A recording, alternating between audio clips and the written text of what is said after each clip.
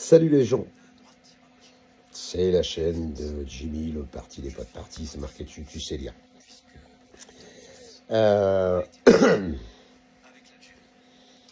On est aujourd'hui le 23 ou 24 février, je crois. J'aurais pu vérifier la date. Bon, peu importe.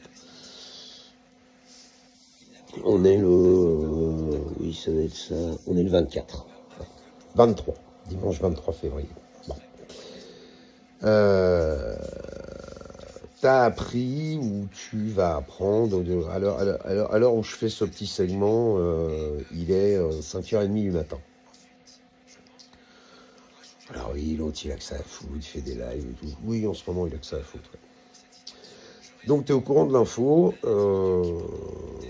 Malheureusement, une personne est décédée à Mulhouse.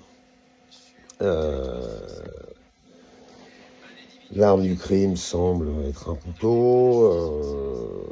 Évidemment, c'est un événement effroyable, inutile de tergiverser pour rien sur cette partie de l'affaire.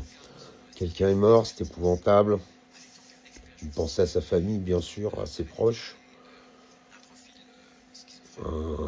Un regard effectivement assez dépité de se dire que c'est le mauvais endroit, mauvais moment, mauvaises circonstances, enfin bref. Il n'y a rien qui puisse justifier un acte comme celui-là.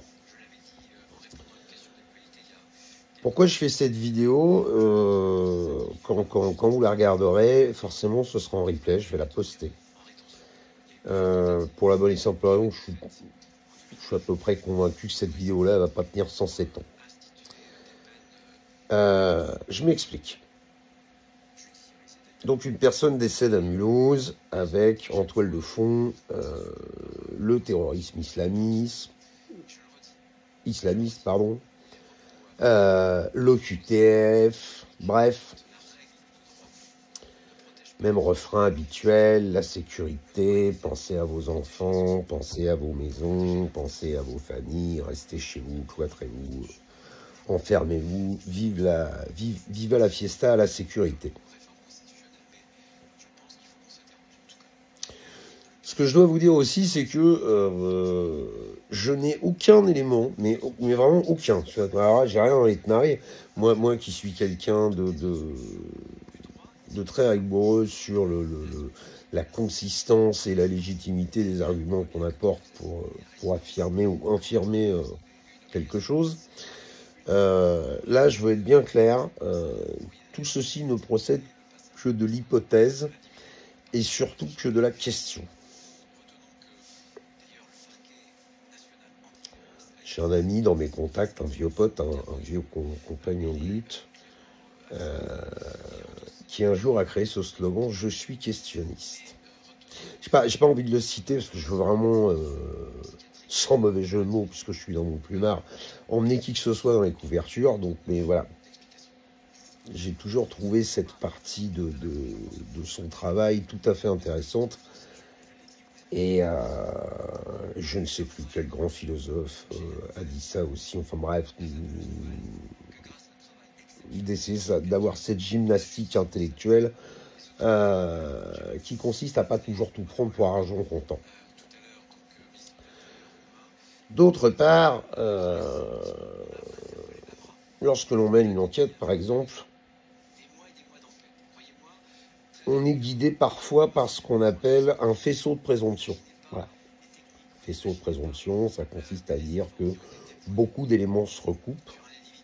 Ce ne sont pas des preuves tangibles, ce ne sont pas des preuves indiscutables, mais on peut inculper quelqu'un avec un faisceau de présomption. Ça ne veut pas dire qu'il sera jugé, ça ne veut pas dire qu'il sera coupable, ça ne veut pas dire que l'accusation détiendra la vérité, mais néanmoins, on peut quand même parler de faisceau de présomption. Et là, je vais appuyer un petit peu là où ça fait mal. Au mois de novembre 2015, j'en ai d'ailleurs parlé au mois de novembre 2024. Au mois de novembre 2015, un soir, je suis rentré dans mon lieu de vie avec mes enfants. que j'ai vite fait passer devant la boîte à con, puisque à l'époque, à l'endroit où je vis, il y a un téléviseur qui est bientôt plus grand que la fenêtre. Chacun son truc, hein. Et je me souviens à l'époque, je rentrais de Dunkerque, je suis passé chercher mes enfants. J'ai, comment dire, je suis rentré ensuite, donc entre le trajet où j'étais quasiment tout le temps dans une dynamique à écouter de la musique à donf parce que je conduis, et ensuite avec les gamins dans la voiture, bon, c'est pas tellement les ambiances qui sont propices à rester accro à France Info pendant 4 heures de bagnole, quoi. Bon. Et donc je me souviens quand on passe dans la pièce principale, le téléviseur est allumé, on parle du Bataclan, on parle des événements épouvantables qui se sont passés, 123 morts. Non. Je vais faire accélérer les mômes parce que j'ai pas envie tellement que les enfants restent devant de telles images, de tels événements, surtout qu'à l'époque ils sont très jeunes. Et après avoir pris un direct à l'estomac, essayer d'encaisser le choc, de se dire 123 personnes qui sont mortes sous le coup sous les assauts d'armes de guerre à 200 bornes de chez moi, quoi. Bon, j'ai 50 balais, à l'époque j'en ai 44-45 dans ces eaux-là. Chaque fois que j'ai entendu parler de la guerre, c'était soit au 14 juillet, soit aux infos dans des pays étrangers. Et des armes de guerre sur le territoire français à 200 bornes de chez moi, c'est spécial quand même. Donc il faut avaler le coup. Et puis, à cette époque, si on remet 2 secondes les choses dans leur contexte, la politique c'est le Muppet Show. François Hollande a une image dégueulasse à l'époque, un président farfelu qui se prend les pieds dans le tapis à chaque fois qu'il y a une caméra, qui se fait serrer avec son scooter quand il va avoir sa gonzesse le dimanche matin pour lui porter les croissants. Valls qui nous fait chier avec ses discours impossibles sur le voile, pas le voile, la casquette, pas la casquette, l'uniforme, pas l'uniforme, enfin bref, tout sauf les sujets importants qui concernent les citoyens, comme d'hab. On a aussi à l'époque une police qui a une image dégueulasse. On est en 2015, ça commence à randouiller, ça commence à bouillonner, l'ambiance chauffe. Pour vous donner un ordre d'idée, moi je vais attaquer les vidéos sur la dissidence en novembre 2016, donc à peine un an après. Pas loin, hein. Puis après on verra arriver les gilets jaunes, etc. Enfin, j'en fais pas l'histoire. Et devant ces images du Bataclan, des forces de l'ordre, des gyrophares, des flaques de sang, des gens choqués, etc., etc. Curieusement, à ce moment-là, dans ma tête, une petite voix qui m'a dit, mais est-ce qu'une raison d'État, ça vaut pas 123 morts? On voit le nombre de conneries historiquement accumulées, rien que pour le territoire français, une nuit entière suffirait pas à en faire la liste. Et bizarrement, même si, encore une fois, le drame est épouvantable, et les séquelles resteront à vie, des familles ont été brisées, enfin, naturellement, pas la moindre virgule de ma part d'intention, de début d'embryon, de manque de respect par rapport à tout ça, ou de suspicion. Mais juste après ces événements, curieusement, le chef d'état-major des armées a récupéré un petit peu de prestige, et nos policiers, nos militaires sont redevenus des héros. Presque instantanément. Bon. Aujourd'hui, on est 10 piges plus tard. Pas jour pour jour, mais pas très très loin. Aujourd'hui, on est dans un climat politique qui frise le grotesque quand même. Hein. Je veux dire, entre le fait que Macron soit en train de poser des jalons de partout avec ses petits copinages, avec la mère Le Pen d'un côté, le LR de l'autre. Enfin, on s'amuse bien chez les copains. De toute façon, personne ne vote, on fait comme on veut, tout passe crème. Et effectivement, c'est le cas. Mais on a quand même un président, faut pas l'oublier, qu'à chaque fois qu'il sort de chez lui, soit il prend une claque dans la gueule, soit il prend des œufs sur la tronche, soit il se fait pourrir au salon de l'agriculture. Enfin, de toute façon, il peut pas prendre un pas sans prendre des tomates dans la gueule, cet homme-là. Bon. En même temps, moi qui suis un homme de chiffres, pardon, mais encore une fois, au deuxième tour des présidentielles, il y a 18 millions d'électeurs qui ont voté pour lui. Ça signifie par défaut qu'il y en avait 31 millions qu'on ne voulait pas.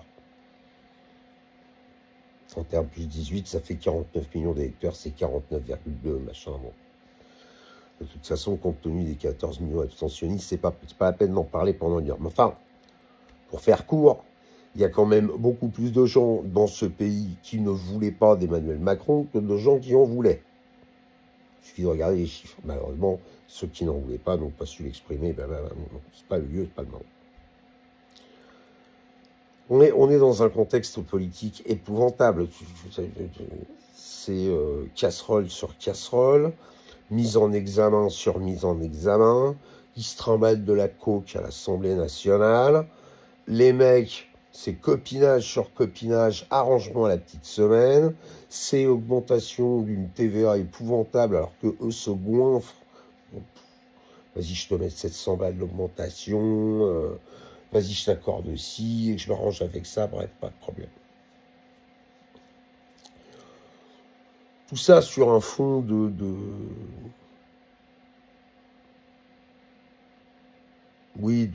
montée du racisme. Je peux pas le dire autrement, quoi. Je veux dire, dès qu'il y en a un qui se prend les pieds dans le tapis, c'est les islamistes. Le chauffe-eau est en panne, c'est les musulmans. Il n'y a plus de café, c'est musulman. Il y a un type qui s'installe en vélo, c'est musulman. Enfin, bon, coupable pratique. Population quand même assez fragile. Mec, au QTF ou pas, bon, il va falloir vous mettre dans le crâne que les gars, ils travaillent, que dans 95% des cas, il est rare qu'ils soient présidents d'une succursale bancaire, sont plutôt plongeurs au fin fond d'un sordide laboratoire sans fenêtre. Enfin, c'est pas... voilà, c'est 3 secondes, il faut arrêter de croire que au QTF, avec 3 AOC, t'as pas de Mercedes dans le garage, 17 femmes et des enfants partout. C'est pas exactement comme ça que ça fonctionne, mais bon. Après, devant les idées reçues qui sont distillées par les médias, c'est très difficile de se battre. Bon, où est-ce que je veux en venir?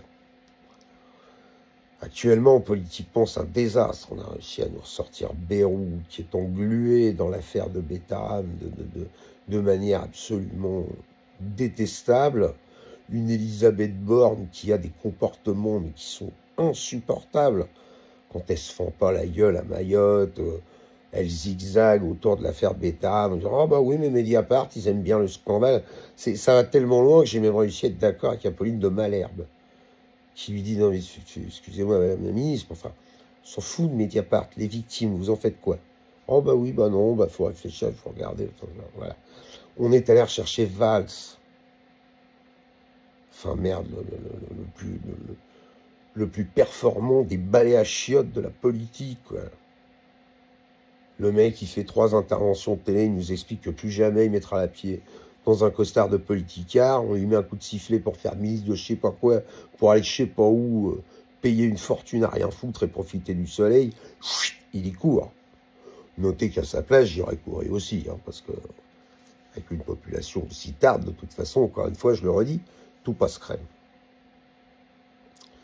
Les vieux, ils n'ont pas à bouffer. Les jeunes, ils n'ont pas à bouffer. Les soignants, les urgentistes, les pompiers, tout le monde rame. Tout le monde est au bord du cataclysme psychologique. Les gendarmes, les policiers se suicident avec leur arme de service. Les cadres se jettent par la fenêtre quand la boutique fait faillite. Les gamins se harcèlent à l'école. Les femmes sont traitées comme des choses avec 2 ballons et des babines de bacaque en plastique pour n'être rien d'autre que des objets sexuels à qui, de toute façon, aucun intérêt de leur demander leur avis. On a décidé qu'elles n'en avaient pas. On meurt aux urgences, on meurt à l'école, on meurt sur la route, on voit des palmades, des dos chavannes en qui on a essayé de croire, qui ont des comportements de fiefés salauds, parce que bon, quand tu prends de la coke et que tu montes dans ta bagnole, tu as décidé de tuer des gens. Pardon, mais je ne peux pas te le dire autrement, mec.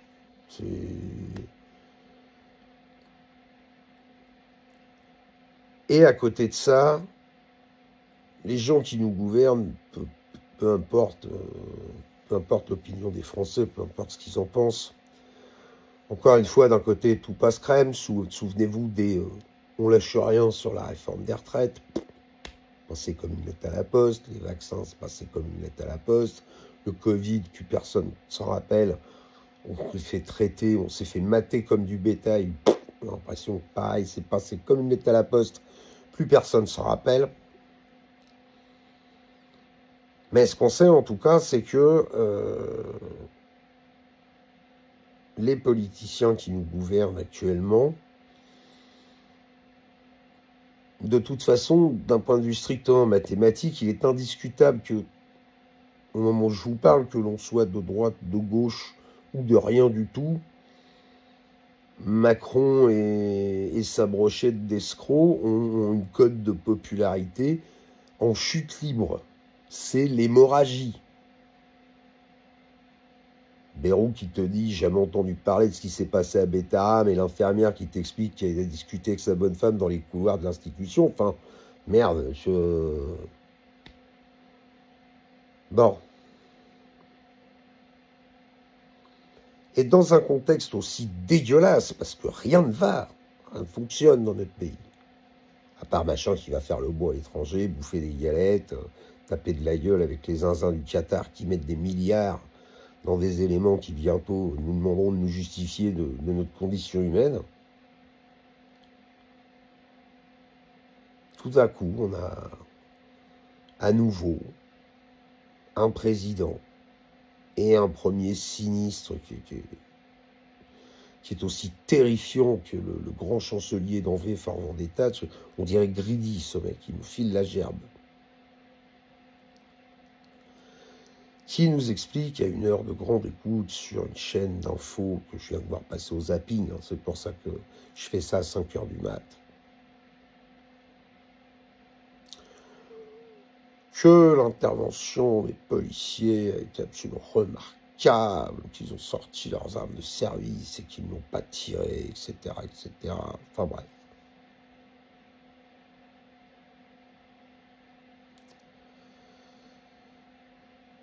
Ce qui fait disparaître d'un coup de baguette magique, comme le ferait un prestidigitateur ou Batman, on jette un petit truc par terre. Bon. Et apparaît par-dessus toutes les autres problématiques, la sécurité, les OQTF, le terrorisme, l'islamisme. À peu près le même cirque que nous fourguait déjà Sarkozy. Aussi loin que je me rappelle de mon implication politique, puisque je ne m'en suis jamais caché sur ma chaîne. Avant Sarko, je m'en branle.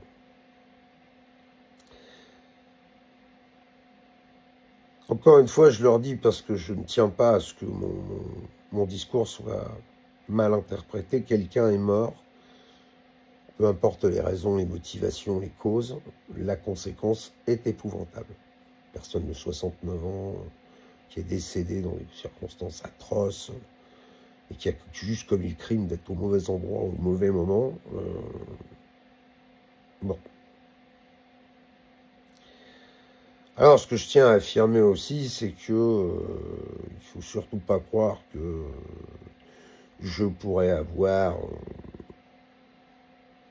le comportement d'une tarte molle, type qui a tué quelqu'un, à partir du moment où il est coupable et de manière indiscutable, bon ben, on lui met la tête dans le son, hein, comme on disait avant.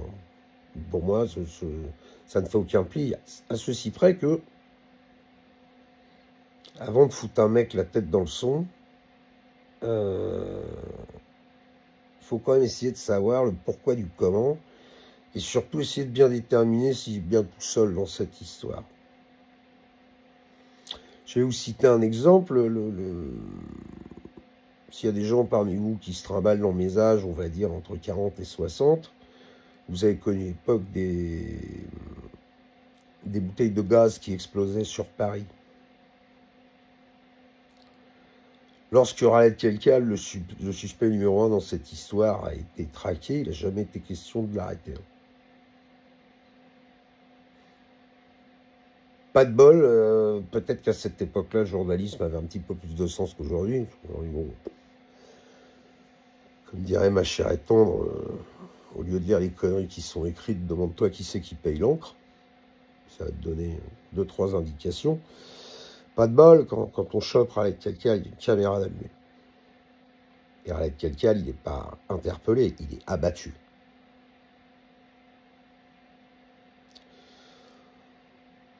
On a des flics, c'est très particulier ce que je vais dire là, mais on a des flics qui sont au bout du rouleau. Si on arrive à comprendre que les quelques dirigeants nazis de 39-45, ce ne sont pas le peuple allemand, on est obligé d'admettre qu'un flic qui se comporte mal, ce n'est pas les flics. Mais il y a quand même quelques casseroles qui se trimballent, où l'année dernière, on a quand même vu pas mal l'acharné de la gâchette, dégainer un peu pour un oui, pour un non, et on a vu quelques mineurs pendre des pruneaux qui leur étaient pas forcément destinés. Alors, ne dégainez pas immédiatement la racaille qui tire sur des bébés avec des AK-47 dans le cadre du trafic de drogue. Ça va pas plus bien de ce côté-là non plus. Rappelez-vous du blaze et ce qui est marqué sur l'étiquette, mais... Et donc, je suis obligé, si je veux être cohérent avec ma façon de réfléchir, de me dire, compte tenu des codes de popularité épouvantables, soit de l'État, soit de ses représentants, et compte tenu de la manière immédiate et aussi rapide que la lumière de réagir avec des discours parfaitement policés au QTF, islamisme, musulman, sécurité, renforcée, force de l'ordre. Un événement comme celui-là, malheureusement, tombe horriblement à propos. D'une, pour permettre à nouveau au pouvoir en place de renforcer ses bras armés, on va le dire comme ça, d'optimiser à nouveau et de renforcer encore plus le contrôle avec un grand C qui peut être exercé sur la population. Je vous rappelle qu'il n'y a pas très longtemps, on nous a collé un QR code sur le front et on nous a demandé de remplir un bout de papier pour s'autoriser à sortir de la maison. Hein. Exercice d'entraînement pour voir si ça marche. Ça y est, la partie cobaye est terminée. On est à point maintenant. Et dans une situation aussi épouvantable, naturellement, ceux qui prennent des dispositions draconiennes pour renforcer la sécurité des citoyens, pour sauver leurs enfants et leurs maisons, car rendez-vous compte, l'ennemi viendra vous le prendre. Naturellement, par la population, ces gens-là vont être considérés comme étant efficaces et étant des héros. Et le GPS qu'on vous colle dans le cul, qui vous remonte jusqu'aux amygdales, vient de prendre encore 5 cm de diamètre. Bientôt, en scannant votre carte d'identité, on saura avant vous si vous avez envie de pisser ou pas. Alors évidemment, À ce stade, vous avez parfaitement le droit de vous dire « Non, mais Jim, t'es barjot, quoi, ça va pas à la tête. Il ne faut pas se mettre à tuer des gens pour...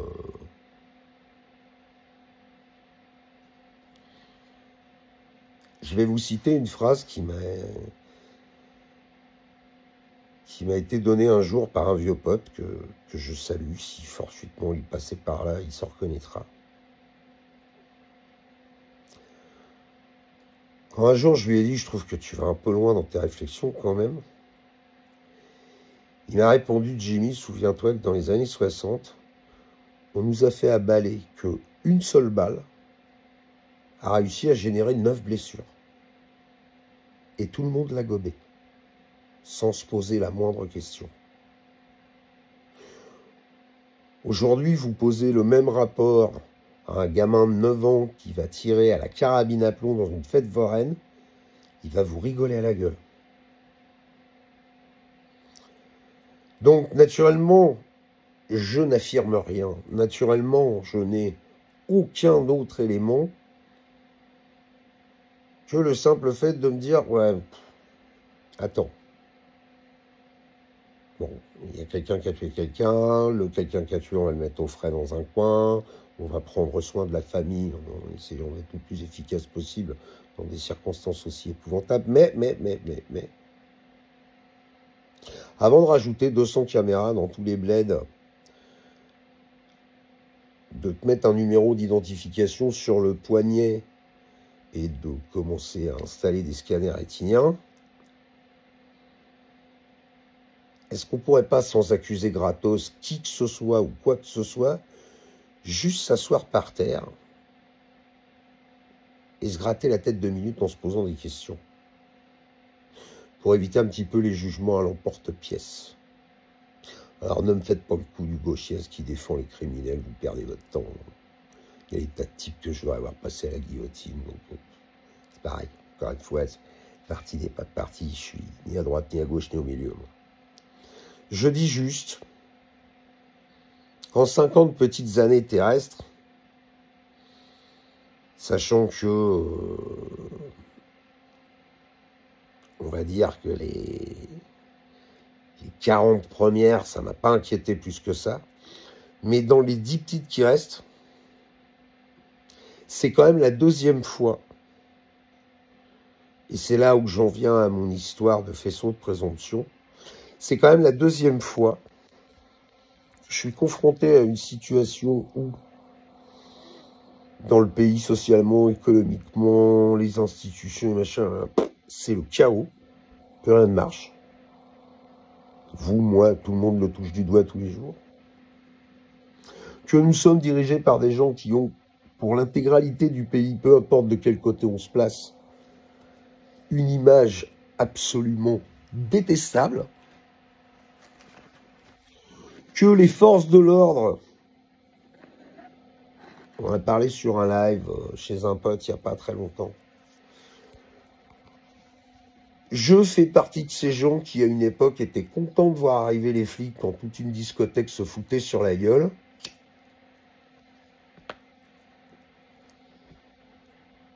Aujourd'hui, quand je croise un véhicule de patrouille ou un gyrophare allumé, j'ai un petit pincement, de manière quasi systématique. La voiture est en règle, l'assurance est à jour, les pneus sont pas lisses, mais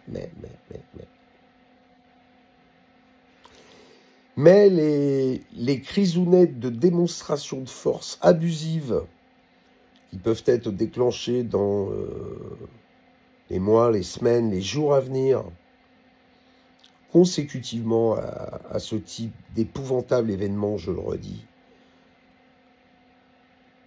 je les exclus pas complètement.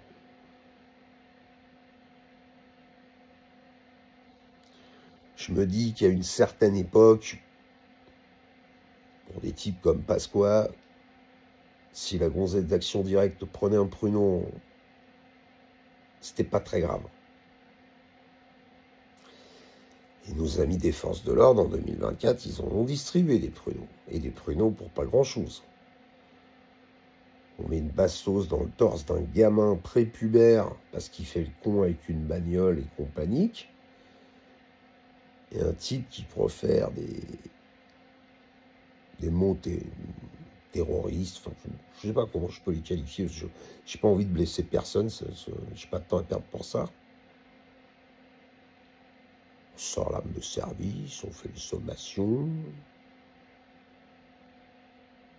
Bon, alors certains me diront, Jim, tu vois le mal partout, le mec a été très pro, il a appliqué les procédures, tu gueules quand c'est pas appliqué, puis quand c'est appliqué, là. Ouais. Affirme rien, me gratte la tête, pose des questions. Trump, il arrive au pouvoir, il signe 3 papiers, mais 4 mètres dehors avec une paire de chaînes, hop, c'est un héros. Je suis obligé de me gratter la tête en me disant, dis non, on a déjà copié les cheeseburgers, on serait pas en train de copier autre chose des fois?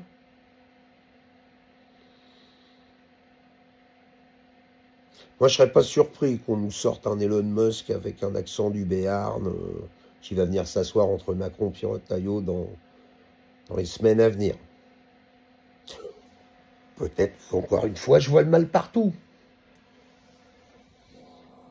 Mais vous savez, en ce moment, il y a une espèce de droite qui hurle qu'une horrible gauche est en train de la priver de sa sainte liberté d'expression. Bon, bah normalement, dans un contexte pareil, personne n'a autorité pour venir ferme ta gueule. Ah oui, il fait usage de liberté d'expression. Je ne peux pas vous dire mieux. Voilà ce que j'avais envie de partager avec vous dans cette vidéo, encore une fois, qui sera un replay quand vous la regarderez sur YouTube, qui tiendra peut-être pas longtemps, à mon avis, mais des catastrophes terroristes, islamistes, qui marquent tout le pays de manière extrêmement violente, et ce, dans un contexte géopolitique épouvantable. C'est quand même bizarre d'avoir la possibilité de se dire, tiens, c'est marrant, c'est quand même pas la première fois que je vois ça.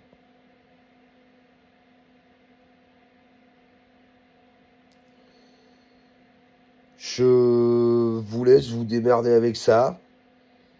Soyez pas trop raides dans les commentaires. En ce moment, j'ai le cœur fragile. Et puis, en plus de ça,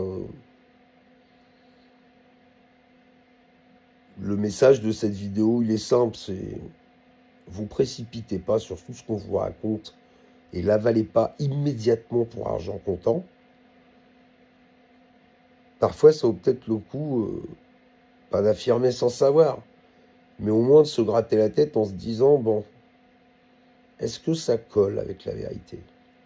Est-ce que ça rentre dans les cases? Est-ce que ça marche? Est-ce qu'il ne peut pas y avoir une autre raison? Ferrand vient d'arriver au Conseil constitutionnel. Macron est pote avec la mère Le Pen. Il met un coup de sifflet, il rame toutes les poubelles du paysage politique de ces 20 dernières années, qui ont tous soit des casseroles, soit fait conneries sur conneries. Et là, forcément, d'un coup d'un seul, tout le monde va se mettre à applaudir le chef d'état-major des armées, les forces de l'ordre, les services médicaux qui ont pris en charge les victimes, en occultant complètement qu'il y a une grand-mère qui a passé 94 ans, 78 heures aux urgences la semaine dernière. Parcours du combattant a failli mourir. Quel soignant performant. Et qui pourrait avoir l'outrecuidance de responsabiliser les soignants. Pas de moyens, pas de matos, t'as pas de logistique. Type, ils sont médecins, ils sont internes, ils sont infirmières, ils sont pas Aladin enfermés dans une lampe. Hein. C'est pas comme ça que ça marche.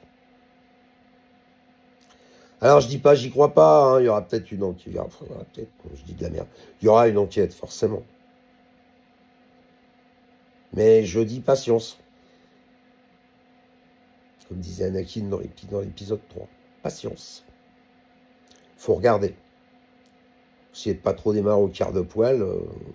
Dire des conneries en ce moment, on peut le regretter très très très très vite. Voilà, c'est pas un live où je gueule, c'est une vidéo que je tenais à faire. Je ne demande pas de partager mon avis. Je vous dis juste, si à un moment donné, vous sentez une petite fenêtre de tir, juste pour vous poser des questions, saisissez-la. Réfléchissez par vous-même. Une société ne peut pas tourner si elle attend tout le temps la décision d'un seul. Ça ne peut pas marcher, cette histoire. Je vous souhaite le meilleur pour vous les vôtres. Une bonne journée. Peut-être que je vais aller me coucher ou peut-être que je vais aller me mettre sur le PC. En tout cas, je vais uploader cette vidéo. Bon courage à tous. Salut.